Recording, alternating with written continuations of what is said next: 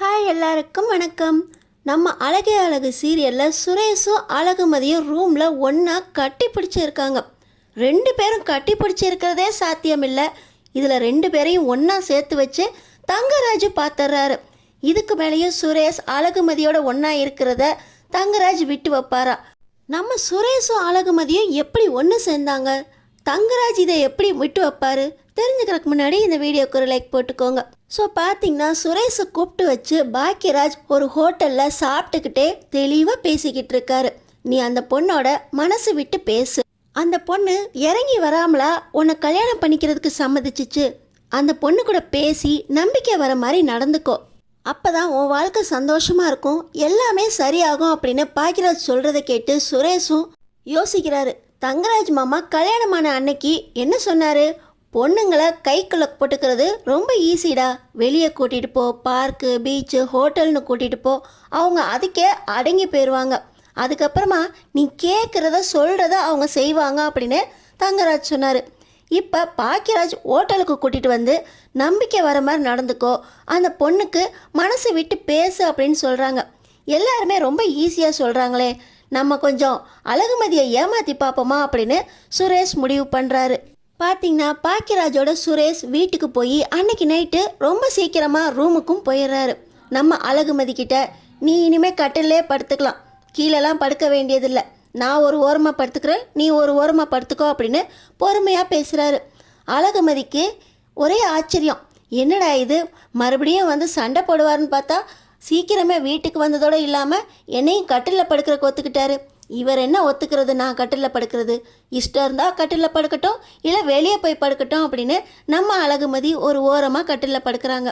அடுத்த நாள் காலையில் சுரேஷ் ரொம்ப சீக்கிரமாக எழுந்திரிச்சு, இன்னையிலேருந்து நீ வேலைக்கு போகிறதானே, நானே உன்னை என் பைக்கில் கூட்டிகிட்டு போகிறேன் அப்படின்னு சொல்லி அழகுமதியை வேலைக்கு கிளம்புறதுக்கு சுரேஷ் சொல்லிடுறாரு. நீ சொல்லி தான் நான் வேலைக்கு போகணுன்ட்டு இல்லை, ஏற்கனவே 3 நாள் லீவ் ஆயிடுச்சு, நான் இன்றைக்கி வேலைக்கு கிளம்ப தான் போகிறேன், உன் கூட நான் எதுக்கு பைக்கில் வரணும் அப்படின்னு நம்ம அழகுமதி கேட்குறாங்க.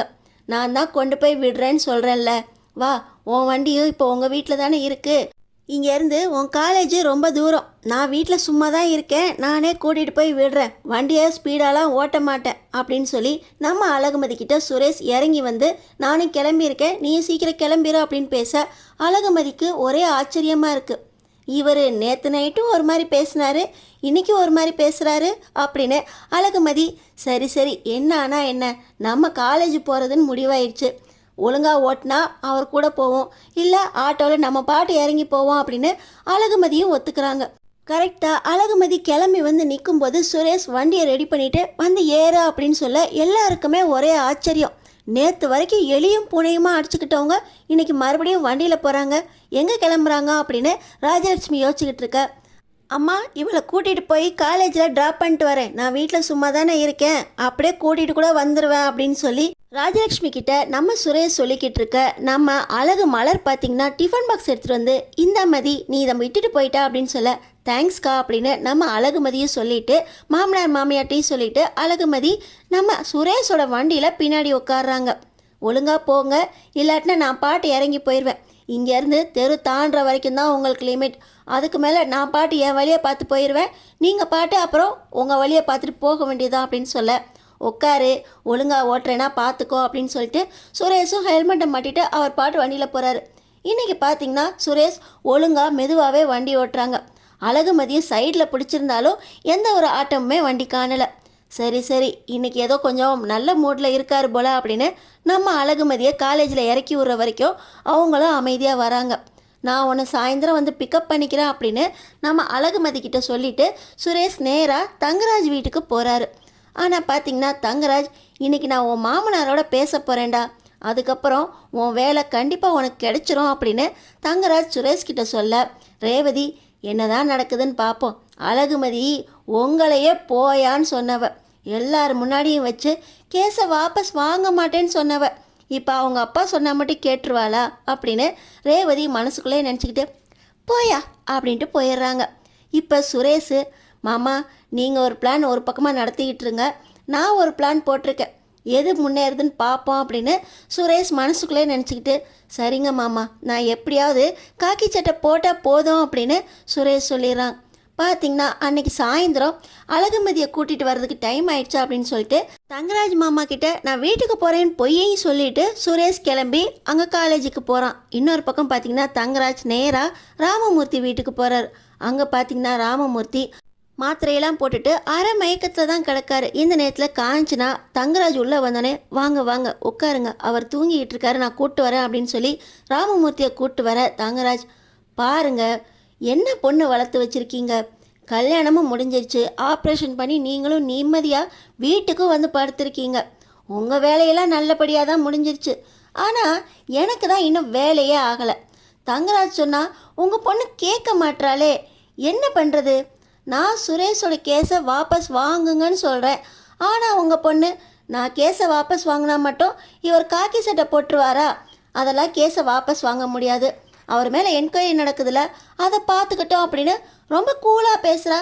என்ன ராமமூர்த்தி பொண்ணு வளர்த்து வச்சுருக்கீங்க, கொஞ்சம் பேசலாம்ல ராமமூர்த்தி அப்படின்னு சொல்ல ராமமூர்த்தி நான் என் பொண்ணுகிட்ட பேசுகிறேன் சார், ஆனால் அவள் கேட்பாளான்னு தெரியல அப்படின்னு சொல்ல காஞ்சனா அவள் ஆஸ்பத்திரி வந்தப்பே ரொம்பவே வெடுவெடுன்னு பேசினா. இந்த வீடு என் வீடு இல்லை, இந்த வீட்டுக்கே வரமாட்டேன்னு சொல்லிட்டா, அதனால் நாங்கள் அவள் வீட்டுக்கு தான் போகணும், அவர் உடம்பு கொஞ்சம் தேர்னோன்னே அவள் வீட்டுக்கு போகட்டா அப்படின்னு காஞ்சனா கேட்குறாங்க.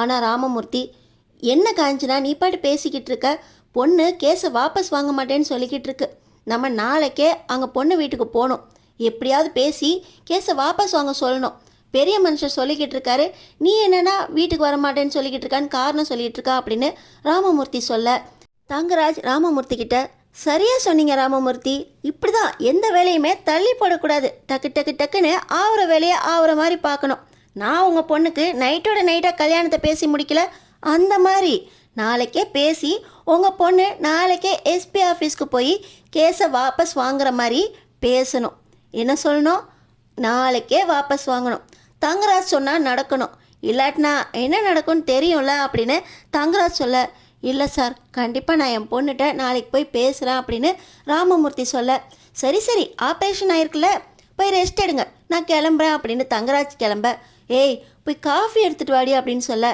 இல்லை ராமமூர்த்தி எனக்கு காஃபி கொடுக்கறது இருக்கட்டும், உங்கள் பொண்ணுக்கு தான் கல்யாணம் ஆயிடுச்சே, சீக்கிரமே உங்கள் மாப்பிள்ளையும் பொண்ணையும் கூப்பிட்டு விருந்து வைக்கிற வழியை பாருங்க அப்படின்னு தங்கராஜ் சொல்லிட்டு வீட்டுக்கு கிளம்புறாரு. பார்த்திங்கன்னா இப்போ இன்னொரு பக்கம் நம்ம சுரேஷ் பார்த்திங்கன்னா அழகுமதியை கூப்பிட்றதுக்கு வந்துட்டார். அங்கே நம்ம அழகுமதி அவங்க ஸ்டூடெண்ட்ஸ் கிட்ட பேசிக்கிட்டு இருக்க அங்கே சுரேஷ் நிற்கிறத பார்த்துட்டு நான் வரேன் அப்படின்னு அவங்களுக்கும் சொல்லிவிட்டு நேராக சுரேஷ் வண்டியில் வந்து ஏற போகிறாங்க. போகலாம் அப்படின்னு நம்ம அழகுமதி சொல்ல இப்போ நம்ம வீட்டுக்கு போகிறதில்ல, உன்னை ஒரு இடத்துக்கு கூப்பிட்டு போகிறேன் அப்படின்னு சொல்லி ஐஸ்கிரீம் பார்லருக்கு கூட்டிகிட்டு போய் 2 பேரும் ஒன்றா உட்காந்து ஐஸ்கிரீம் சாப்பிட்றாங்க. நான் வரல அப்படின்னு நம்ம அழகுமதி சொல்ல நான் சாப்பிட போகிறேன் நீ பக்கத்தில் வந்து உட்காரு அப்படின்னு சொல்லி அங்கே கூப்பிட்றாரு.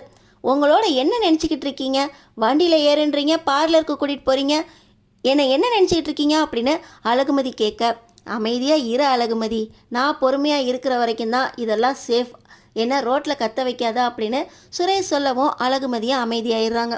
இப்போ 2 பேருமே அங்கே ஐஸ்கிரீம் சாப்பிட்டுட்டு நேராக வீட்டுக்கு வர பரவாயில்லையே ஒன்றா போயிட்டு ஒன்றா வராங்களே அப்படின்னு ராகவனும் ராஜலட்சுமியும் மனசுக்குள்ளே சந்தோஷப்பட்டுக்கிறாங்க. இன்னொரு பக்கம் ராகவன் இப்போயாவது குடிக்காமல் நேற்று நைட்டு வீட்டுக்கு வந்தான், இப்போ பொண்ணோட வந்து இறங்குறான், ஏதோ 2 பேரும் நல்லபடியாக இருந்தால் சர்தான் அப்படின்னு ராகவன் சொல்லிட்டு உள்ளே போக ராஜலட்சுமியும் பின்னாடியே போயிடுறாங்க.